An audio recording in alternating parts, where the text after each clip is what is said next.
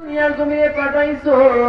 আল্লাহ বলেন লিয়াবলুয়াকুম আইয়ুকুম আহসানু আমালা।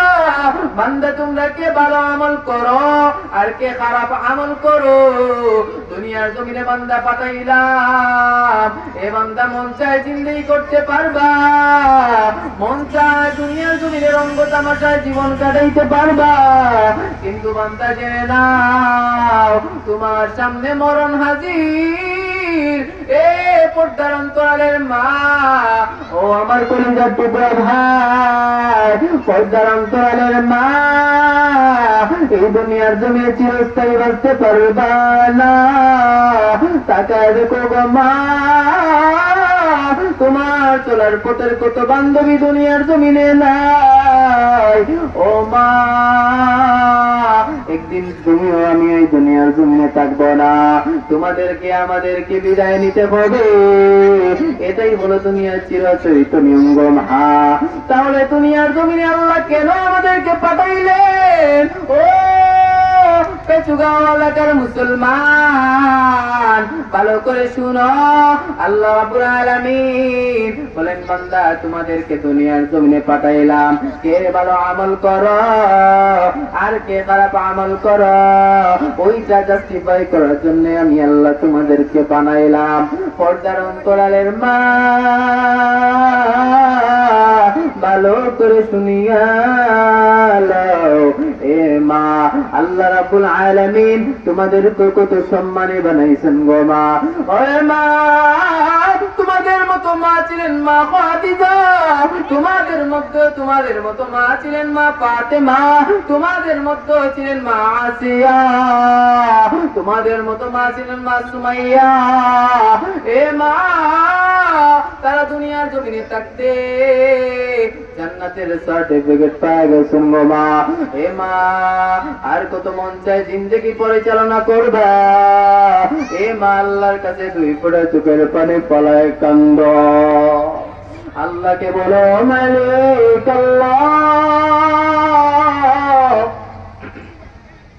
তুমি আমাদেরকে যে উদ্দেশ্যে দুনিয়ার জমিনে পাঠাইছো গো আল্লাহ, সেই উদ্দেশ্য আমরা পরিপূর্ণ পালন করতে পারি নাই। অপরদার অন্তরালের মা, ও এলাকার মুসলমান, আল্লাহর কাছে বলো, আল্লাহ যে উদ্দেশ্যে আমাদেরকে পাঠাইছো ওই উদ্দেশ্য আমরা পরিপূর্ণ পালন করতে পারি নাই। আল্লাহ যদি চায় আজকের এই মাহফিল থেকে জীবনের সব গুনাহ জড়াইয়া মা তোমার জীবনের সবগুলা আল্লাহ মাফ করে দিবে। ও এলাকার মুসলমান, আল্লাহ রাব্বুল আলামিন বলেন, ওয়ালা লিয়াবলুয়াকুম আইয়ুকুম আহসানু আমালা। বান্দা দুনিয়ার জমিনে আমি আল্লাহ পাঠাইলাম কারণ বান্দা আমি যাকে দেখতে পারি কে ভালো আমল করো আর কে খারাপ আমল করো। এ পর্দার অন্তরের মা, আল্লাহ রাব্বুল আলামিন কত সুন্দর ভাবে আমাদেরকে জানায় দেন কে ভালো আমল করো আর কে খারাপ আমল করো। আল্লাহ অন্য আয়াতের মধ্যে বলেন, ফারিকুন ফিল জান্নাতি ওয়া ফারিকুন ফিস সাঈর। একটা হলো জান্নাতের পথ আর একটা হলো জাহান্নামের পথ। জান্নাতের পথ বড় সহজ। এ অন্তরালের মা, জান্নাতে যাওয়ার জন্য তোমাদের জন্য সহজ। আল্লাহর পয়গম্বর বলেন, যে মহিলা 4টা কাজ করতে পারবে গো, 4টা কাজ যদি কোন মহিলা করতে পারে, আল্লাহর পয়গম্বর বলেন ওই মহিলাকে জান্নাতের 8টা দরজা ডাকবে, তুমি আমার দরজা দিয়ে প্রবেশ করো। আল্লাহর পয়গম্বর বলেন, আল মারাতু ইযা সাল্লাত খামসাহা। এ মা, এ পর্দার অন্তরের মা, মনের কান লাগায় শুনো। আল্লাহর পয়গম্বর বলেন, আল মারাতু ইযা সাল্লাত খামসাহা, যে মহিলা 5 ওয়াক্ত নামাজ সুন্দরভাবে পার করবে, যে মহিলা 5 ওয়াক্ত নামাজ সঠিকভাবে আদায় করবে, 5 ওয়াক্ত নামাজ আযান হওয়ার সাথে সাথে রাত আসার সাথে সাথে নামাজ আদায় করে নিবে। আর তার পরিবারের স্বামী থাকলে, সন্তান থাকলে তাদেরকে মসজিদে পাঠাইয়া দিবে। আল্লাহর পয়গম্বর বলেন 1 নাম্বার কাজ হলো নামাজ সঠিকভাবে আদায় করা। নামাজ যদি সঠিকভাবে আদায় করতে পারো তাহলে তোমাদের হাসর হবে আম্মাজান খাদিজার সাথে, আম্মাজান ফাতিমার সাথে। ও পর্দার অন্তরালের মা, আল্লাহ তোমাদেরকে কত ইহসান করতে গো মা। যদি 1 নম্বরে তোমরা 5 ওয়াক্ত নামাজ আদায় করতে পারো, ও এলাকার বৃদ্ধ মুসলমান, ও যুবক ভাই, 5 ওয়াক্ত নামাজ সঠিকভাবে আদায় করতে হবে। 2 নম্বরে আল্লাহ রাসূল সাল্লাল্লাহু আলাইহি ওয়াসাল্লাম বলেন ওয়াসামাত শাহরা, রমজানের রোজা সঠিকভাবে আদায় করবা। পর্দার অন্তরালের মা, আমি জানি আমার মায়েরা রোজার ব্যাপারে অনেক ভালো। রমজানের রোজা রাখে, পাশাপাশি মাঝে মাঝে রোজা রাখে। আমার মায়েরা নফল রোজা বেশি বেশি রাখে। ও পর্দার অন্তরালের মা, তোমাদের জন্য সুসংবাদ, এই 4টা কাজ যদি করতে পারো জান্নাতের যে কোনো দরজা দিয়ে যেতে পারবে। 2 নাম্বার কাজ হলো রমজানের রোজা। 2 নাম্বার কাজ যদি রমজানের রোজা সঠিকভাবে আদায় করতে পারো মা, তাহলে আল্লাহ রাসূল বলেন জান্নাতের যে কোনো দরজা দিয়ে প্রবেশ করতে পারবা। 3 নাম্বার হলো ওয়া আহসানাত ফারজাহা, তোমাদের নিজের সতীত্বের হেফাজত। ও মা, তুমি পর্দার সাথে তুমি জীবন পরিচালনা করো। পর্দার সাথে যদি জীবন পরিচালনা করতে পারো না, তাহলে আল্লাহ রাব্বুল আলামিন বলেন, আল্লাহর পয়গম্বর বলেন, আল্লাহ রাব্বুল আলামিন কোরআনের মধ্যে বলেন, যারা তাদের সতীত্বের হেফাজত করবে তারাই তো হলো প্রকৃত মুমিন। قد أفلح المؤمنون الذين هم في صلاتهم خاشعون। আল্লাহ রাব্বুল আলামিন বলেন ওই তারাই সফলকাম মুমিন যারা নামাজ পড়বে পরিপূর্ণভাবে, ইখলাসের সাথে, খুশুর সাথে।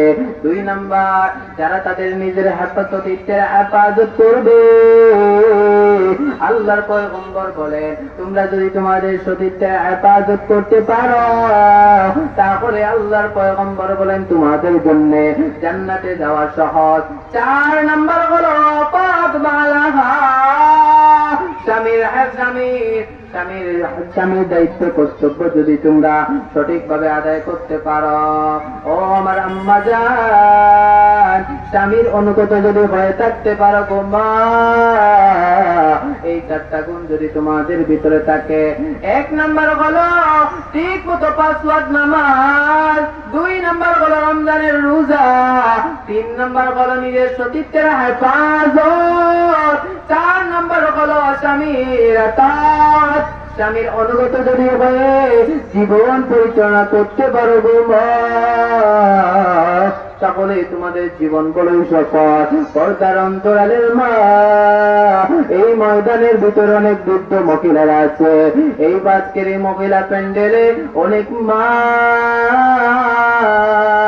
চোখের পানি জড়ায় জড়ায় ফেলতেছে আর কান্না করতেছে। ও মা, তোমার চোখের পানি যদি আল্লাহ কবুল করে নে, আমি আশাবাদী গো মা, এই মাহফিল থেকে আল্লাহ তোমার জিন্দেগীর সব গুনাহ মাফ করে দিয়া তোমাকে আল্লাহ জান্নাতি বলে ঘোষণা দিবেন। এর জন্য গো মা, তোমাকে আমাকে কাজ করতে হবে। ও মা, তোমাদের অনেক দাম। আল্লাহর পয়গম্বরের কাছে সাহাবী গিয়ে বলে, পয়গম্বর আমি সেবা করব কার? আল্লাহর পয়গম্বর বলেন তোমার মা। আবার সাহাবী গিয়ে প্রশ্ন করে, পয়গম্বর সেবা করব কার, খেদমত করব কার? আল্লাহর পয়গম্বর বলেন তোমার মা। আবার পয়গম্বরের কাছে সাহাবী গিয়ে বলে পয়গম্বর সেবা করব কার, খেদমত করব কার? তৃতীয়বার আল্লাহর পয়গম্বর বলেন তোমার মা। সুম্মা উম্মুকা সুম্মা উম্মুকা সুম্মা উম্মুক সুম্মা আবুকা সুম্মা আবনাক। আল্লাহর পয়গম্বর বলেন মা। তো তিনবার মায়ের কথা বললেন, চতুর্থবার আল্লাহ রাব্বুল আলামিন আল্লাহর পয়গম্বর বাবার কথা বললেন। তিনবার মায়ের কথা বলার কারণ আমার মা। ভালো করে শুনো, তোমরা এই জমিনে তোমাদের সন্তানদেরকে প্রসব করতে যায় কত কষ্টই না করছো গো মা। এ মা, সন্তান প্রসব করতে যাইয়া 10 মাস 10 দিন পেটে ধারণ পালন করছো গো মা। সন্তান প্রসবের কি যন্ত্রণা মা। সন্তান প্রসব হওয়ার পূর্বে গর্ভবতী মহিলা কত কষ্ট করে, চোখের পানি ফেলে দিয়া হাউ মাউ করে কান্না করে। পাশের ঘরের ভাবি চাচি থাকলে বলে তোমরা কে আছো, একটা দাইন আমার গলায় ফুস লাগা দাও, আমি প্রসব বেদনা যন্ত্রণা সহ্য করতে পারি না। অপরদার অন্তরালের মা, এই কষ্ট সহ্য করিয়ে তোমরা সন্তানদেরকে দুনিয়ার জমিনে প্রসব করেছ। আল্লাহর পয়গম্বর বলেন যদি কোনো মা সন্তান প্রসব করতে যাইয়া ইন্তেকাল করে মারা যায়, আল্লাহর পয়গম্বর বলেন আল্লাহ ওইসব মহিলাদেরকে আল্লাহ জান্নাতি বলে শহীদ বলে ঘোষণা করেন। ও পর্দার অন্তরালের মা, ও পাঁচগাঁও এলাকার মুসলমান, ও পর্দার অন্তরালের মা, তোমাদের মন কি চায় না গো মা তোমার একটা সন্তান কোরআনের হাফেজ হোক, তোমার একটা সন্তান কোরআনের আলেম হোক? ওই মা, তোমার কি মন চায় না? ও বাবা, তোমার কি মন চায় না তোমার তোমার সন্তান একজন মুফাসসির হোক, তোমার সন্তান একজন দাঈল আল্লাহ হোক, তোমার সন্তানের পিছনে দাঁড়াইয়া হাজার হাজার মানুষ নামাজ আদায় করুক? এ মা, তোমার কি সন্তান চায় না তোমার জানাজার নামাজ তোমার সন্তানটা পড়াক? এ বাবা, তোমার কি মন চায় না? এ মা, যদি তোমার সন্তানকে নেককার বানাতে চাও, তোমার সন্তানকে যদি পরহেজগার বানাতে চাও, তোমার সন্তানকে যদি আলেম বানাতে চাও, তোমার সন্তানকে যদি হাফেজ বানাতে চাও, তাহলে মা গুনার কাজ ছেড়ে দাও। এ মা, গর্ভবতী অবস্থায় আল্লাহর কসম করে বলি গো মা, গর্ভবতী অবস্থায় জিনার কাজ করিও না, মোবাইলের পাপ থেকে বিরত থাকো, টেলিভিশনের পাপ থেকে বিরত থাকো, আল্লাহর কোরআন তেলাওয়াত করো গো মা। আল্লাহর কোরআন যদি তেলাওয়াত করতে পারো আর গর্ভবতী অবস্থায় যদি গো মা আল্লাহ আল্লাহ জিকির করতে পারো, নিয়মিত যদি কোরআন তেলাওয়াত করো আর আল্লাহর কাছে চোখের পানি পয়লা যদি কান্না করো, আল্লাহ তুমি আমাকে ছেলে দাও বা মেয়ে দাও, আমার সন্তানকে তুমি আলেম বানাও, কোরআনের হাফেজ বানাও, আমার ছেলেকে মুত্তাকি বানাও, দিনদার বানাও, সন্তান আলেম হয়, সন্তান মুত্তাকি হয়। যদি মা বাবা ভালো হয় আর মা বাবা যদি খারাপ হয়, গাছ যদি ভালো হয় ফল ভালো হয়, গাছ যদি খারাপ হয় ফল খারাপ হয়, ফল নষ্ট হয়, ফলে পুকে ধরে। ও আমার আম্মা জান, ও এলাকার মুসলমান, কলিজা দিয়া বলি রে ভাই, সন্তানকে যদি আলেম বানাতে চাও, ভালো বানাতে চাও, তাহলে নিজের আমলকে পরিবর্তন করে নাও। 5 ওয়াক্ত নামাজ আদায় করো, রমজানের রোজা সঠিকভাবে আদায় করো, নিজের সতীত্বের হেফাজত করো, পর্দার সাথে জীবন পরিচালন করো গো মা। ও মা, পর্দার সাথে যদি জীবন চালাও তাহলে তোমার উপর থেকে পর পুরুষের নজর থেকে হেফাজত থাকবে। এ পর্দার অন্তরালের মা, মানুষের চোখের নজর বড় খারাপ। এ মা, তুমি তোমার সৌন্দর্য আল্লাহ দেখার জন্য, তোমার স্বামীর জন্য বরাদ্দ। এ মা, তোমার সৌন্দর্য তুমি কেন পরপুরুষকে দেখাও? এ মা, তোমার সৌন্দর্য কেন তুমি পরপুরুষদেরকে দেখাও? মা, এই সৌন্দর্য তো আল্লাহ পরপুরুষকে, বেগানা পুরুষকে দেখানোর জন্য দেন নাই।